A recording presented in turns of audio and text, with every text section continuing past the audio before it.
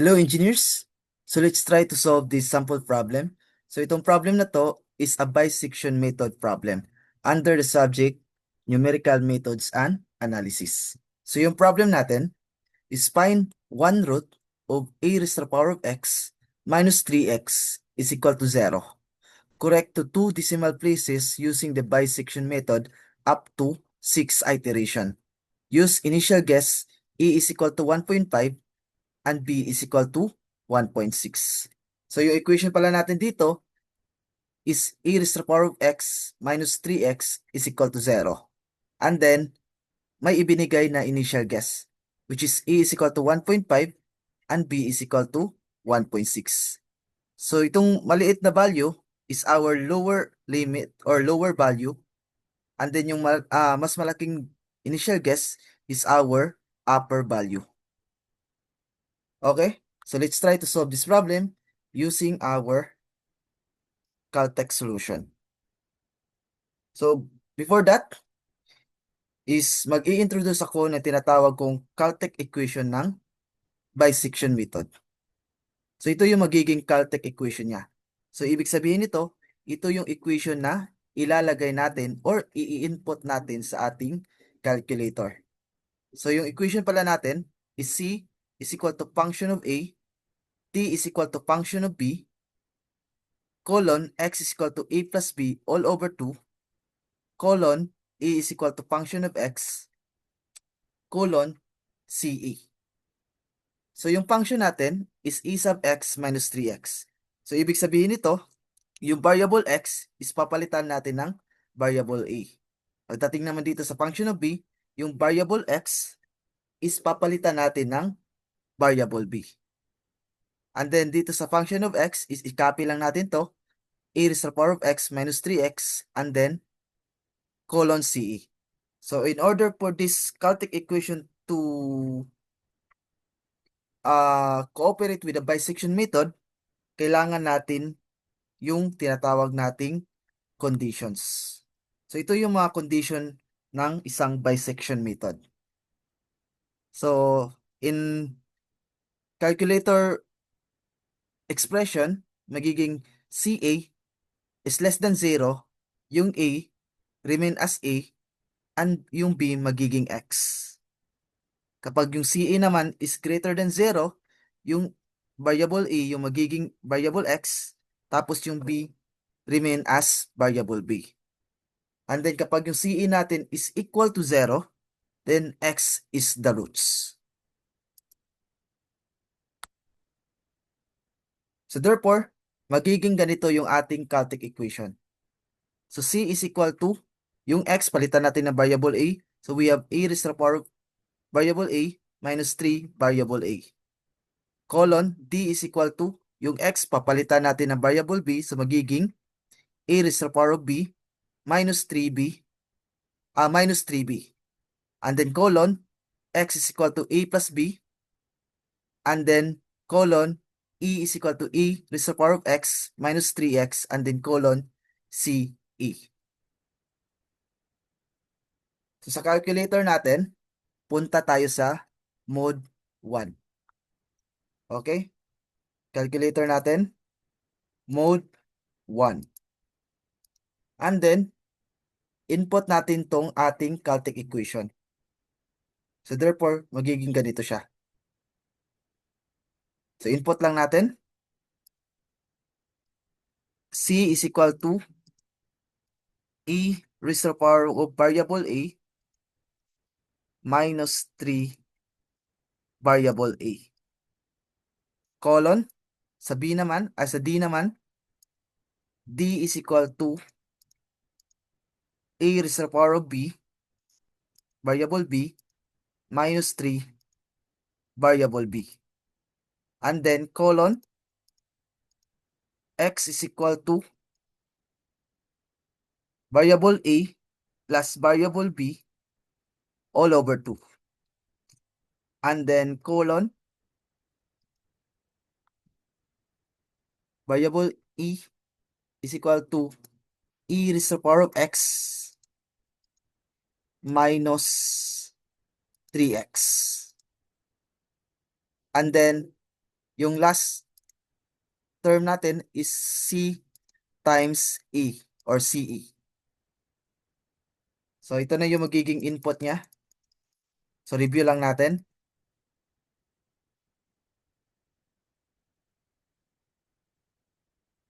Then after that, after nyo ma-input yung ating Caltech equation, enter calc. And then magtatanong ng value ng variable A, and then magtatanong ng value ng variable B. So sa variable A, ilalagay natin yung ating lower limit or lower value, which is equal to 1.5. And then sa variable B naman, is ilalagay natin yung ating upper value or upper limit, which is 1.6. So before we proceed with our Caltech, gagawa tayo ng isang table. So dito sa table na to, is mayroon tayong 4, 5, 6, 7, 8 column or 8 column rather, and then 7 rows. So this is our iteration: variable A, variable B, variable C, variable D, variable X, variable E, and then CE. And then wag natin kalimutan yung ating condition. Kasi itong condition na to, ito yung dito maglalaro yung ating bisection method. So recall lang natin, kapag yung CE natin is less than 0, variable A remain as variable A and B is equal to X. Kapag yung CE naman is greater than 0, variable A is equal to X and variable B is equal to variable B. Kapag yung CE naman natin is equal to 0, that is X is the roots. Since sabi sa problem up to 6 iteration tayo, so we have I is equal to 1, I is equal to 2, I is equal to 3, I is equal to 4, I is equal to 5, and I is equal to 6. So yung initial values natin is for A is equal to 1.5, and then yung for B is 1.6. Okay? So balik tayo sa ating calculator. So intercalc, magtatanong ng value ng A. So ilalagay natin is 1.5. And then for B is 1.6. So dito sa method na ito, engineers, is hindi tayo magsusolve talaga yung mano-mano. So ang kailangan lang natin is itabulate yung magiging result ng ating Caltech solution. So first result natin, C is equal to negative 0.0183. So tabulate natin yan. So that is negative 0.0183. Next, inter-equal lang. Yung result ng D natin is 0.15303. So tabulate natin. That is 0.1530. Next, yung X natin is 1.55. X is equal to 1.55. Next, equal. Yung E natin is 0.06147. So that is 0.6147 or 0.0615. And then equal, yung CE natin is negative 1.1255. And this is less than 0. Okay, since this is negative, so therefore that is less than 0. So kapag less than 0, yung A remain as A, yung B, yung magiging variable X. So therefore, yung variable X natin is equal to the variable B. And then yung E natin remain as E, which is 1.5. So therefore, sa calculator natin, pag inequal natin to, babalik sa A question mark. So therefore, yung ilalagay natin is 1.5. And then for B is variable X. Since B is equal to X. So equal lang natin. So yung C natin is also equal to negative 0.183. Equal pa rin natin. Yung D natin is 0.0615.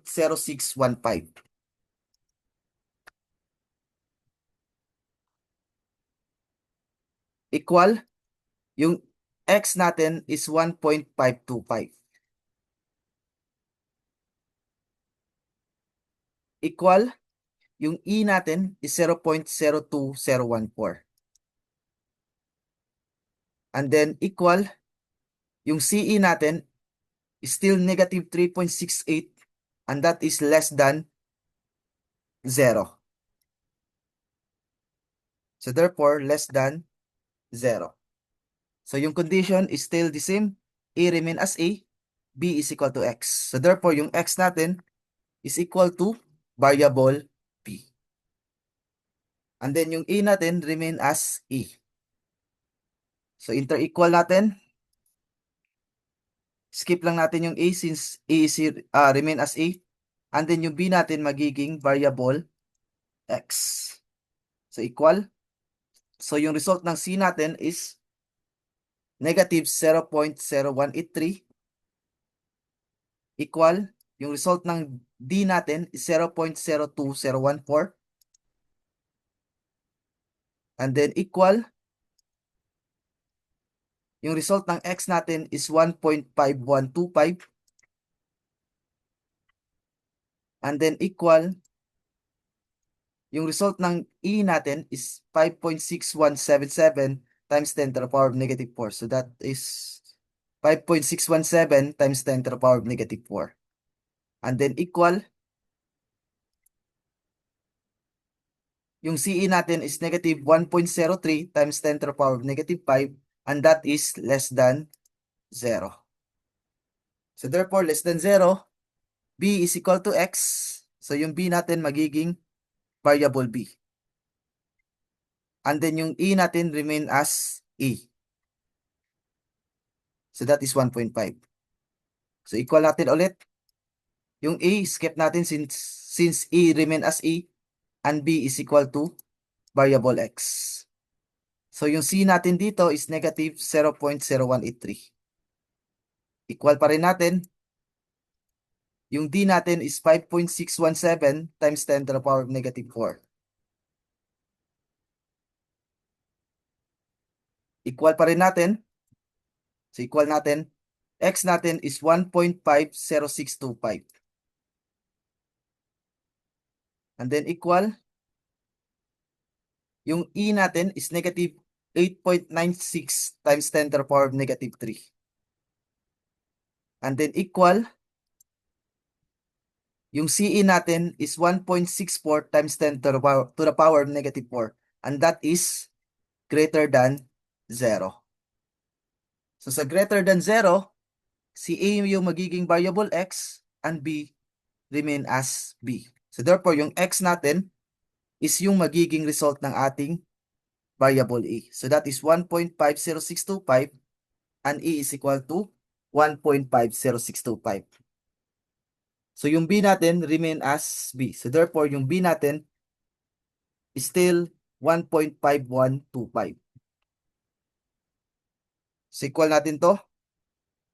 So therefore, yung E natin dito ngayon, yung magiging variable X. And then yung B, skip natin since variable B remain as variable B. So yung C natin dito is negative 8.96 times 10 to the power of negative 3. Equal natin, yung D natin is 5.617 times 10 to the power of negative 4. Equal pa rin natin, yung X natin dito is 1.509375.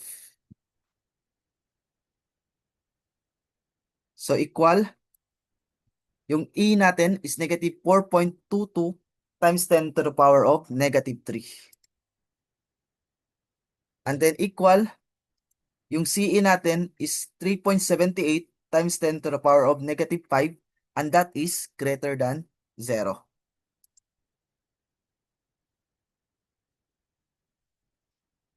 Next. So therefore, since CE is greater than 0, A is equal to variable X and B remain as B. So therefore, yung X natin dito is yung magiging bagong result ng or bagong value ng variable A. So that is 1.50625. 1.5109375. At yung B natin is remain as B. So that is 1.5125. So inter-equal, A becomes variable X and B remain as B. So skip lang natin. So yung C natin dito is negative 4.22 times 10 to the power of negative 3. So equal natin, yung D natin is 5.617 times 10 to the power of negative 4. And then, since this up to 6 iteration lang tayo, so therefore, kung ano yung magiging result ng X dito, ito na yung magiging final answer natin. So inter-equal, so therefore, yung X natin is 1.510937.5. So therefore, yung answer natin dito is 1.510937.5. So therefore, yung final answer is X is equal to 1.510937.5, or that is 1.51094. And this is our final answer.